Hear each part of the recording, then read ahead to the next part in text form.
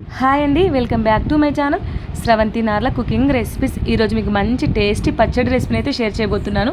సొరకాయ పచ్చడి అండి. నార్మల్గా టమాటా చట్నీ, అన్ని రకాల చట్నీ చేసుకుంటాం, కానీ ఒక్కసారి నేను చూపించినట్టు సొరకాయ పచ్చడి ఈ విధంగా చేయండి. టేస్ట్ అయితే చాలా బాగుంటుంది. దోశలోకైనా వేడి వేడి అన్నంలోకి నెయ్యి వేసుకుని తిన్నా కూడా చాలా బాగుంటుంది. వీడియో ప్రాసెస్లోకి వెళ్ళే ముందు ఎవరైతే మన ఛానల్ని సబ్స్క్రైబ్ చేసుకోకపోతే ప్లీజ్ మన ఛానల్ని సబ్స్క్రైబ్ చేసుకోండి. ముందుగా స్టవ్ ఆన్ చేసి నాన్ స్టిక్ కడాయి పెట్టేసి అందులో ఒక హాఫ్ కప్ వరకు ఆయిల్ వేసేసుకొని, ఆయిల్ హీట్ అయిన తర్వాత ఒక హాఫ్ కప్ వరకు పల్లీలు వేసుకొని, పల్లీలు మంచిగా ఆయిల్లో వేగిన తర్వాత ఇప్పుడు 1 స్పూన్ వరకు జీలకర్ర, 1 స్పూన్ వరకు ధనియాలు కూడా వేసేసి అవి కూడా మంచిగా ఆయిల్లో ఫ్రై అయిపోయిన తర్వాత పచ్చిమిర్చి మీరు కారానికి తగ్గట్టు, మీరు ఎంత స్పైసీగా తినాలనుకుంటున్నో కారానికి తగ్గట్టు పచ్చిమిర్చిని ఈ విధంగా కట్ చేసేసుకొని అందులో వేసేసుకొని, పచ్చిమిర్చి కూడా ఆయిల్లో దగ్గర పడేంత వరకు ఫ్రై చేసేసుకోవాలి. పచ్చిమిర్చి ఫ్రై అయిపోయిన తర్వాత ఒక 10 వరకు వెల్లుల్లి రెబ్బలు కూడా వేసేసుకొని ఒకసారి అయితే మనం కలుపుకోవాలి. చూడండి,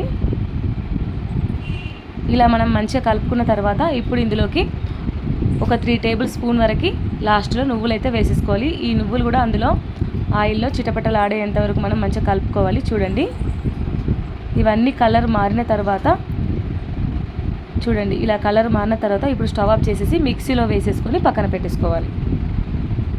ఇప్పుడు ఇదే నాన్ స్టిక్ కడాయిలో ఇంకొక 3 టేబుల్ స్పూన్ ఆయిల్ వేసేసుకొని, ఆయిల్ హీట్ అయిన తర్వాత సొరకాయ ముక్కలు అయితే వేసుకోవాలి.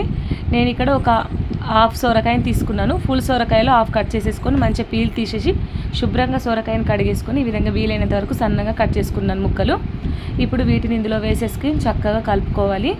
ఇలా కలుపుకున్న తర్వాత ఇక్కడ కొద్దిగా చింతపండును కూడా గింజనార లేకుండా ఇందులో వేసేసుకోవాలి. సొరకాయ ముక్కలు మంచిగా దగ్గర పడిన తర్వాత ఆయిల్లో ఇలా ఒక 2 పెద్దగా కట్ చేసిన టమాటాలు ఈ విధంగా తీసేసుకొని ఈ విధంగా కలుపుకోవాలి. చూడండి, టమాటాలు, సొరకాయ, చింతపండు ఇవన్నీ మంచిగా మగ్గేంత వరకు 10 నిమిషాల వరకు మనం మూత పెట్టేసుకోవాలి.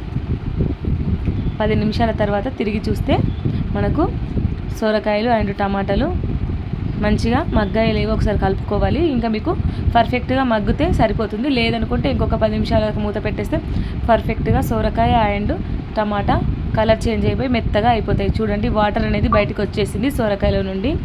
ఇలా ఇప్పుడు మనం స్టవ్ ఆఫ్ చేసేసి ఆల్రెడీ మనం ఈ పచ్చిమిర్చి పల్లీలది మనం వేసేసాం కదా, ఇప్పుడు క్యాప్ పెట్టేసుకొని ఒకసారి మిక్సీ పట్టుకోవాలి. ఇలా కచ్చా పచ్చగా మిక్సీ పట్టుకున్న తర్వాత ఇప్పుడు మనం ఇలా చక్కగా కలుపుకోవాలి. ఒకసారి చూడండి, ఇప్పుడు ఇలా కలుపుకున్న తర్వాత మనం ఫ్రై చేసిన సొరకాయ టమాటా ముక్కలు కూడా ఇందులో వేసేసుకోవాలి. చూడండి, ఇప్పుడు ఇలా వేసేసుకున్నాం కదా, ఒక 5 నిమిషాల తర్వాత అలాగే వదిలేస్తే చల్లారిపోయిన తర్వాత ఇప్పుడు మనం ఇందులోకి రుచికి సరిపడా సాల్ట్ అయితే వేసుకోవాలి. ఇక్కడ నేను 1.5 స్పూన్ సాల్ట్ అయితే వేసుకున్నా. మీరు టేస్ట్కి తగ్గట్టు అయితే వేసుకోండి. ఒక 1 స్పూన్ వరకు షుగర్ వేసుకున్నాను. ఇలా క్యాప్ పెట్టేసి మనం ఇలా మంచిగా మిక్సీ పట్టుకోవాలి. మరీ మెత్తగా కాకుండా, మరీ కచ్చా పచ్చగా కాకుండా ఈ విధంగా అక్కడక్కడ పంటికి తగిలేటట్టు మనం మిక్సీ అయితే పట్టుకోవాలి. ఇప్పుడు సొరకాయ పచ్చడిని మొత్తం ఒక బౌల్లోకి తీసేసుకోవాలి. చూడండి, పర్ఫెక్ట్గా తీసేసుకొని ఒకసారి మనం చక్కగా కలుపుకున్న తర్వాత మీకు ఇంకా సాల్ట్ అయినా ఏమైనా పడితే అనిపిస్తే ఇక్కడ వేసేసుకోవచ్చు.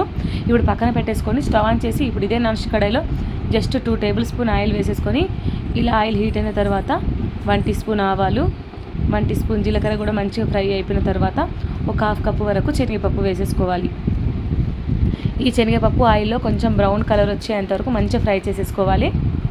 ఇలా శనగపప్పు మంచిగా ఫ్రై అయిపోయిన తర్వాత ఇలా 5-6 వరకు ఎండుమిర్చి, కొద్దిగా కరివేపాకు, 1 టీ స్పూన్ పసుపు వేసేసుకొని ఇలా చక్కగా మనం కలుపుకోవాలి. పోపుని మంచిగా వేయించాలి. కమ్మని వాసన వస్తుంది కదా కరివేపాకు వేయగానే. ఇప్పుడు ఈ పోపుని తీసుకుపోయి మనం సొరకాయ చట్నీలో వేసేసుకొని కలుపుకోవడమేనండి.